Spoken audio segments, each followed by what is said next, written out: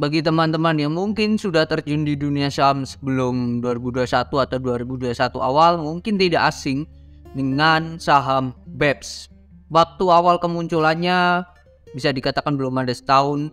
Ada juga salah satu orang lah ya yang sering membicarakan ini. Selain saham real, yaitu selain ada saham real juga yang beliau bicarakan, yaitu Ustadz Yusuf Mansur ya, yang dulu sangat menjagokan saham ini, saham BEPS. Bahkan BEPS sendiri sempat naik gila-gilaan harganya di atas 1000. Dan di Desember kemarin kalau nggak salah mereka melakukan stock split 1:5. Namun akhir-akhir ini mereka barusan disuspend. Kenapa?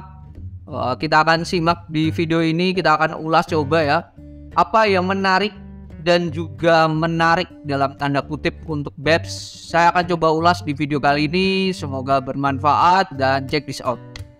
Oke, ini perusahaan harganya sudah di angka 595 saat ini, saat saya take video.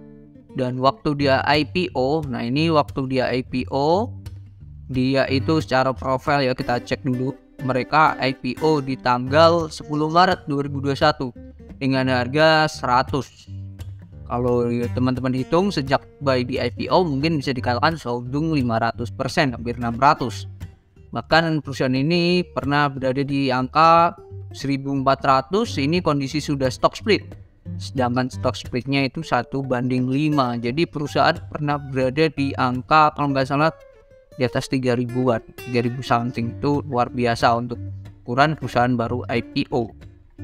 Belum ada 2 tahun nyawanya atau umurnya si BEPS ini. Itu ya sedikit atau bisa dikatakan sekilas tentang si BEPS. Oke, secara profil perusahaan juga baru didirikan di Januari 2019. Jadi secara perusahaan sendiri, perusahaan ini belum ada 4 tahun. Dan bisa dikatakan baru 2 tahun berdiri langsung IPO. Nah, sampai di situ aja. Oke. Dan yang baru-baru ini dia di laporan keuangan kuartal ketiga. Ini perusahaan luar biasa ya. Saya melihat ini berdasarkan dari laporan keuangannya. Kalau kita melihat net profit perusahaan sebelumnya di angka 75 miliar di kuartal ketiga 2021, di kuartal ketiga 2022 naik 100%, jadi 150 miliar. Wow, luar biasa untuk perusahaan ini. Penjualannya pun naik signifikan, hampir 2 kali lipat, jadi 632 M. Akan tetapi perusahaan ini secara arus kas, penerimaan kas dari pelanggan itu hanya di angka 479 atau under 500. Jadi ada selisih 100 M lebih ya untuk penjualannya ini, yang harusnya 600 something jadi 400. Jadi hanya masuk 479. Apakah wajar? Ya mungkin saja mereka bisa dikatakan masih jadi piutang atau kasbon lah istilahnya. Apakah itu mungkin? Ya mungkin aja. Tapi dalam based on akuntansi mereka tetap tercatat dari penjualan. Itu sih. Jeleknya perusahaan ini liabilitas atau hutangnya dalam 9 bulan terakhir, total liabilitasnya itu naik 2 kali lipat lebih, bahkan jadi 100 M hutangnya dari sebelumnya 46 M. Jangka pendeknya pun di angka 99 M, luar biasa. Utang terbesar adalah kenaikan di sini, utang bank jangka pendek yang ada di angka 20 M sendiri, sebelumnya nggak ada. Ini kan luar biasa, utang jangka pendek 20 M. Besar sih, ini termasuk besar. Oke, itu sekilas ya untuk perusahaannya. Lalu perusahaan kondisinya sekarang, PI-nya sangatlah mahal di angka 144 kali. PBV-nya ada di angka 33 kali. Jadi based on indikator murah, dalam fundamental ini sangatlah mahal dan tidak patut. Jangankan dilirik ya, jangankan dibeli, dilirik aja tidak begitu. Karena ini mahal banget ya. Hanya berdasarkan indikator yang sering dipakai oleh investor-investor seringnya kan itu sangatlah tidak layak untuk perusahaan ini. Itu Oke, lanjut lagi. Ini menurut saya tidak tahu ya. Mungkin teman-teman yang berada di lokasi ini bisa mengecek. Kita cek di penjualannya. Cek penjualan not nomor 23. Not nomor 23 di mana perusahaan menjual, penjualan paling besar itu ada di sektor material segmennya. Kalau dipecah menjadi pihak berrelasi dan pihak ketiga. Ada dua perusahaan yang menurut saya mungkin teman-teman perlu cross check lagi, yaitu dari PT Karunia Ilahi Bermitra Abadi sama PT Alam Ciheliut Indah. Saya tidak bisa baca ini. Oke, ini bahasa Sunda lah. Ya, ini dua perusahaan ini salah satu pembeli dari produknya si BEPS itu sendiri dengan nominal kalau di total hampir mencapai ya 285M. 285M itu hampir setara berapa ya, dibagi dengan total salesnya 632, 45% sendiri dari salesnya. Nah, kalau dua perusahaan itu saya cek di Google akan muncul lokasi yang sama, yaitu dua perusahaan itu berlokasi saat registrasi itu di Darmo di Harjo nomor 69 Jawa Barat, sama Darmo di Harjo nomor 69. Nah, ini mungkin teman-teman yang berkecimpung langsung di dunia beton lah ya, beton, perusahaan ini mungkin bisa dicek ya, terutama BEPS itu sendiri apa, dan juga yang berada di daerah Jawa Barat di sini, di Subang ini, yaitu di Jalan Darmo di Harjo nomor 69. Apakah ada dua perusahaan ini, Karunia Ilahi Bermitra Abadi sama PT Alam Ciheliut Indah? Nah, ini dua perusahaan ini ya.